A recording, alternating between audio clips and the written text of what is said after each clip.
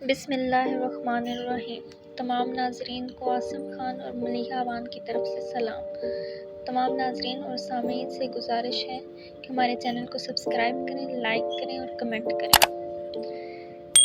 اسلامیات کے استاد کلاس میں داخل ہوئے۔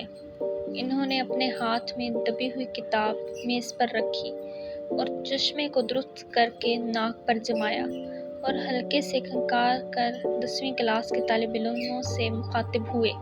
میں تمہیں آج ایک ایسی حکایت سنا رہا ہوں جو تمہاری آئندہ ساری زندگی میں کام آتی رہے گی۔ سب طالب علموں میں تجسس پیدا ہو گیا کہ آخر وہ کون سی حکایت ہے جسے ماسٹر صاحب سنائے جا رہے ہیں۔ سب طالب علموں میں توجہ سے ان کی بات سننے لگے۔ استاد صاحب نے کہنا شروع کیا، ایک بار ایک بدو حضور پاک صلی اللہ علیہ وآلہ وسلم کے پاس آیا اور سلام کرنے کے بعد بولا، میں بہت دور سے آیا ہوں، بھوکا پیاسا ہوں، میرا اونٹ بھی بھوکا ہے۔ آپ صلی اللہ علیہ وآلہ وسلم نے پوچھا، وہ کہاں ہے؟ باہر کھڑا ہے۔ اس نے جواب دیا، میں اللہ پر توکل کر کے اسے باہر چھوڑ کر آپ کے پاس آ گیا ہوں۔ حضور نے فرمایا، تم نے اونٹ کی ٹانگیں باندھی کہیں دور نہ نکل جائے؟ بدو نے جواب دیا، جی نہیں۔ جاؤ اور پہلے جا کر اونٹ کی ٹانگیں باندھو، پھر اللہ پر توکل کرو۔ بدو نے آپ کی ہدایت پر عمل کیا اور پھر آپ صلی اللہ علیہ وآلہ وسلم کی خدمت میں حاضر ہوا تو آپ نے اس کے کھانے پینے کا بندوبست کیا۔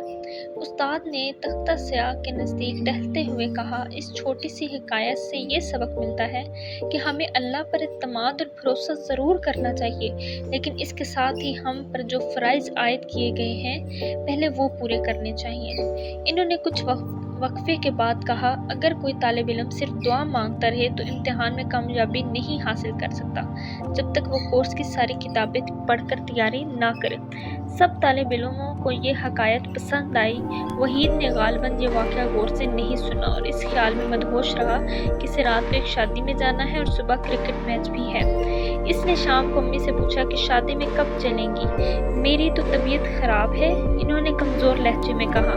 تم اور سلمہ چلے جاؤ، تمہارے ابو کو راتوں کو جاگنا اور دیر سے کھانا بالکل نہیں پسند۔ اپنے چاچا شاکر کے گھر جانا اور سب مل کر وہیں سے شادی میں شریک ہونا۔ واپسی پر دیر ہو جائے تو چاچا کے گھر ٹھہر جانا۔ کل اتوار ہے اس لیے اسکول بھی نہیں جانا ہوگا، مزے سے نیند پوری کر کے آنا۔ وہ 9 بجے موٹر سائیکل پر سوار ہو کر چاچا کے گھر پہنچ گیا۔ سب تیار تھے، وہ چاچا شاکر کی گاڑی میں بیٹھ چل پڑے۔ بارات 12:30 بجے آئی، نکاح 1 بجے ہوا اور پھر کھانا 1:30 بجے ختم ہوا۔ جب سب گھر پہنچے تو رات کے 2:30 بج رہے تھے۔ سب کی آنکھوں میں نیند تھی۔ نیند تو وحید کی آنکھوں میں بھی تھی، لیکن اس کے دماغ پر کرکٹ کا میچ بھی سوار تھا۔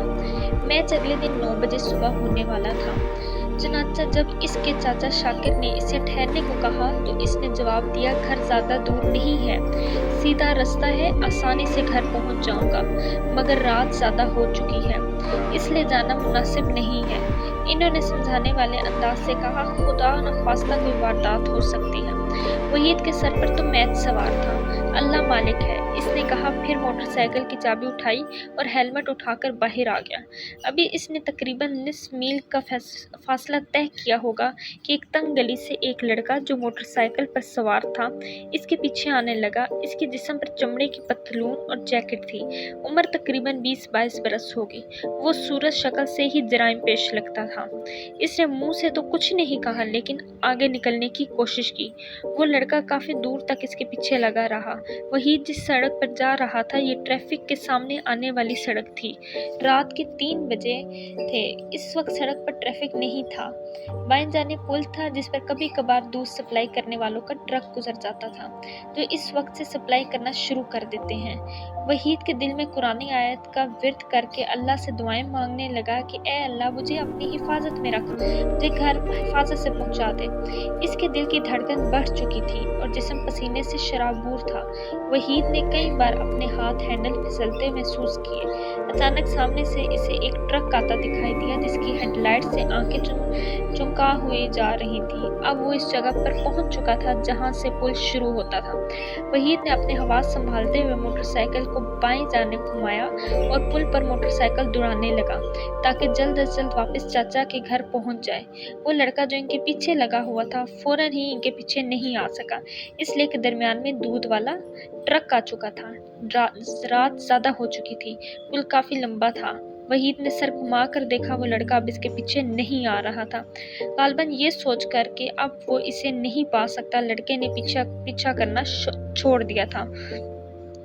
चाचा के घर पहुंचने तक वहीद ने मोटरसाइकिल नहीं रोकी और सीधा दौड़ाता हुआ चला गया। इसका जिस्म पसीने पसीने हो रहा था और हाथ हैंडल पर फिसल रहे थे। अलबत्ता अब वो अल्लाह का शुक्र अदा कर रहा था। थोड़ी देर बाद चाचा के फ्लैट की घंटी बजी। जब शाकिर ने दरवाज़ा खोला तो इसे देखकर हैरान रह गया कि पूरी बात सुनने के बाद इन्होंने कहा, तुमसे पहले ही कह रहा था कि रात यहीं रुक जाओ, लेकिन तुमने किसी की नहीं सुनी, तुमने हमाकत की। वहीद ने मुजरिमों की तरह सर झुका लिया। तीसरे दिन जब वो स्कूल गया तो उसने अपने दोस्तों को ये वाक़या सुनाया। दोस्त बहुत हैरान हुए। जब ये बात इस्लामियात के उस्ताद तक पहुंची तो वो वहीद के पास आए और बोले, मैंने जो हकायत जुम्मे के दिन सुनाई थी वो गालबन तुमने गौर से नहीं सुनी थी। तुमने ऊँट की टांगें नहीं बांधी और अल्लाह पर तवक्कुल पहले कर लिया। वहीद ने कोई जवाब नहीं दिया। इसके पास जवाब देने के लिए था ही क्या। इसने शर्मिंदगी से सर झुका लिया। इस कहानी से सबक ये मिलता है कि दुआ के साथ दवा का होना लाजमी है।